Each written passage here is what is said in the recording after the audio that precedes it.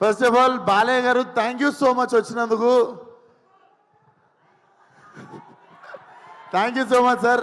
నేను మీ అందరికీ ఒక ఇన్సిడెంట్ చెప్తా. ఈ సినిమా షూటింగ్ ఎప్పుడు జరిగింది అంటే, నేను జనరల్గా అంత ఈజీగా ఏడవను అనమాట. నాకు ఏడుపు రాదు అంత ఈజీగా.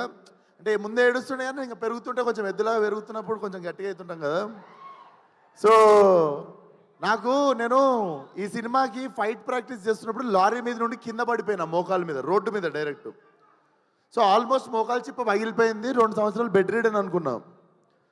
వెంటనే హాస్పిటల్కి వెళ్ళడము, స్కాన్ తీయడము, దేవుడి దయ వల్ల ఏమీ కాలేదు. ఆ గంగానమ్మతో తల్లి ఉండే నాతో, అండ్ ఇంతమంది బ్లెస్సింగ్ అండ్ లవ్ అనుకుంటా. నిజంగా ఐ వాజ్ షాక్డ్, ఏం జరగలేదు మోకాలకి అని చెప్పి.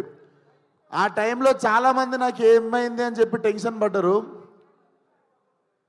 అంటే బాలయ్య గారు కాల్ చేసి ఒక 15 మినిట్స్ నాకు దెబ్బ తగిలిందని బాధపడితే, నాకు నిజంగా నేను ఆ టైంలో ఫోన్లో కనిపించదు అండ్ నేను ఎక్కువ ఎక్స్ప్రెస్ చేయలేదు, కానీ ఐ వాజ్ రియలీ క్రయింగ్.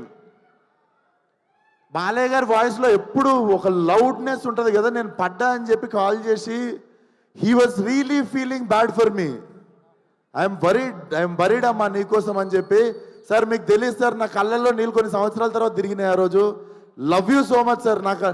నా అంత కన్సర్న్ చూపించిన వాళ్ళు ఫ్యామిలీ తర్వాత చాలా తక్కువ మంది సార్ లైఫ్లో. Thank you sir, love you. నాకు ఎక్కడి నుండి మొదలు పెట్టాలో అర్థం కావట్లేదు. బట్ టుడేస్ ఒకేషన్ 101 జయంతి ఆఫ్ ఎన్టీఆర్ గారు. జోహార్ ఎన్టీఆర్, తెలుగోడి ఆత్మగౌరవం అని చెప్పి ఫస్ట్ పోస్టర్ మేము ఫస్ట్ డే షూట్ గోడ మీద పెయింటింగ్తో ఎన్టీఆర్ గారి పాత ఫోటో ఉంటుంది, తెలుగోడి ఆత్మగౌరవం అని, అది పెట్టే మా షూటింగ్ స్టార్ట్ చేసినాం సార్. అండ్ అపారెంట్లీ ఎగ్జాక్ట్లీ అదే రోజు ఈ ఈవెంట్ జరుగుతుంది. అండ్ రిలీజ్ డేట్ కూడా నిన్న night I was recalling what happened in 5 years. సరిగ్గా 5 సంవత్సరాల కింద మార్చ్ 31వ తేదీ రోజే ఫలక్నామా దాస్ రిలీజ్ అయింది. నేను ఇక్కడ నిల్చున్నా, నా 5 ఏళ్ళు నా నోట్లోకి వెళ్తున్నాయన్నా. నాకు ఏం జరిగిందన్నా, అదంతా ఫలక్నామా దాస్ అనే ఒక సినిమా నేను రిస్క్ తీసుకొని, మా ఫాదర్ రిస్క్ తీసుకొని, నా ఫ్రెండ్స్ రిస్క్ తీసుకొని ఆ సినిమా తీసినందుకే, అండ్ ఆ సినిమాని ఆదరించిన మీ వల్లనే. అర్థం కాకుండా 5 సంవత్సరాలు అయిపోయింది. అండ్ 5 సంవత్సరాలలో బిగినింగ్లో నువ్వు ఈ యాటిట్యూడ్తో పైకి రావు, నువ్వు ఇంత పొగరుతో ఉంటే నిన్ను తీసేస్తారు, తొక్కేస్తారు, పంపించేస్తారు, నిన్ను అవాయిడ్ చేస్తారు, అది ఇది అని 1000 మాట్లాడారు. ఏ రోజు నా క్యారెక్టర్ చంపుకోలేదు.